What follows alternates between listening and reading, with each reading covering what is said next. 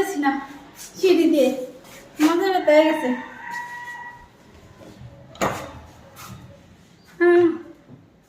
সবগুলো ছেলের গিফট। আচ্ছা আনবক্সিং করি। আনবক্সিং